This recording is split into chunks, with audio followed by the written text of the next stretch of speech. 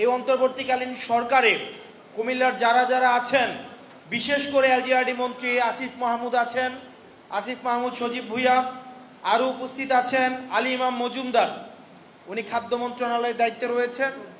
আমাদের আসিফ নজরুল স্যার, উনিও কিন্তু কুমিল্লা মুরাদনগর হোমনার্ড। আমাদের মনে হয় আমরা যে আন্দোলন, রাস্তার মধ্যে আন্দোলন আমাদের অব্যাহত রাখতে হবে, এই সেমিনার সিম্পোজিয়ামও অব্যাহত রাখতে হবে। ইলিয়াস আঙ্কেল যেটা বলেছেন, আমাদের হাতিয়ার তো আছেই, ঢাকা চিটাগং যে মহাসড়ক, এই মহাসড়ক এটা তো আমাদের আছেই, এটা কিভাবে দখল নিতে হয় সেই জিনিসটা আমাদের জানা আছে, ওটা সমস্যা নাই, ওইটাকে আমরা এটাকে আমরা আমাদের মতো করে এটাকে নিয়ন্ত্রণ নিব।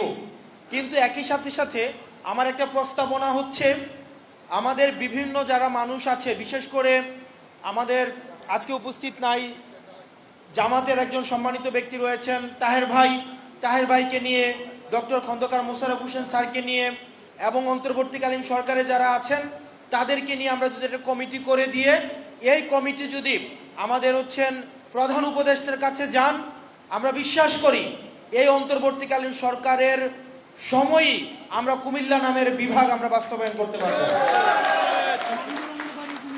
আর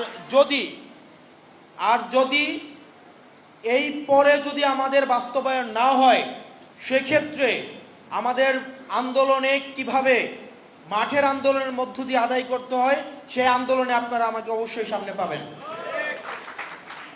আমাদের কুমিল্লাকে নিয়ে বিভিন্ন সময় ষড়যন্ত্র করা হয়েছে, এবং কুমিল্লার যতটুকু উন্নয়ন হয়েছে রাষ্ট্রীয় বরাদ্দের মধ্য দিয়ে বা সরকারি বরাদ্দের মধ্য দিয়ে আসলে ওই অর্থ উন্নয়ন হয় নাই। কুমিল্লার ব্যক্তিকেন্দ্রিক উন্নয়নটা বেশি হয়েছে, যেহেতু এখানে রেমিটেন্স যোদ্ধা রয়েছে, মানুষ স্বশিক্ষিত এবং স্বনির্ভর, সেজন্য মানুষের মাইক্রো ডেভেলপমেন্টটা হয়েছে।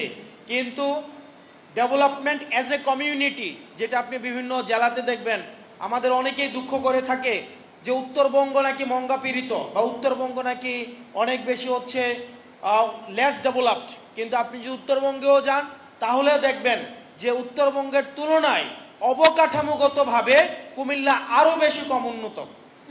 আপনার যদি দেবিদ্বারের রাস্তা দেখেন, চান্দিনা, মুরাদনগর, হোমনার রাস্তাঘাট দেখলে মনে হয় এটা একটা আদিম একটা বুনো সভ্যতার মধ্যে এখনো পর্যন্ত আছে।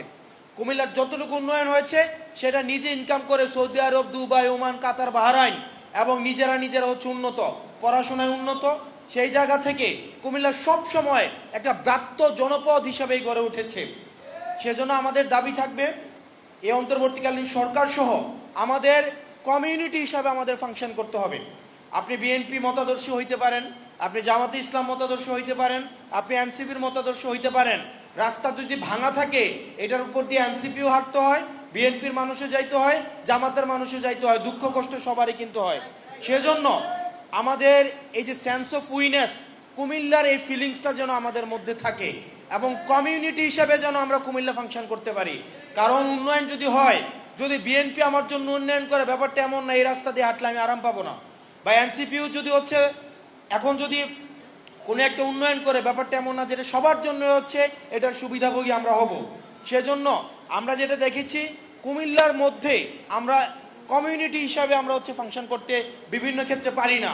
এই কারণে এই প্রোগ্রামটা যারা আয়োজন করেছেন, এই প্রোগ্রামটা আয়োজন করার জন্য আমি আপনাদের কাছে কৃতজ্ঞতা জানাচ্ছি। আপনারা এই ধরনের প্রোগ্রামের মধ্য দিয়ে আমাদের এই যেন কানেক্টিভিটিটা বেশি স্ট্রং হয়, এই দিকে যেন আমরা একটু মনোযোগী থাকি। আমাদের ক্ষুদ্র ব্যক্তি এবং দলীয় স্বার্থের ঊর্ধ্বে উঠে কুমিল্লার স্বার্থে যেন সবাই আমরা একসাথে থাকতে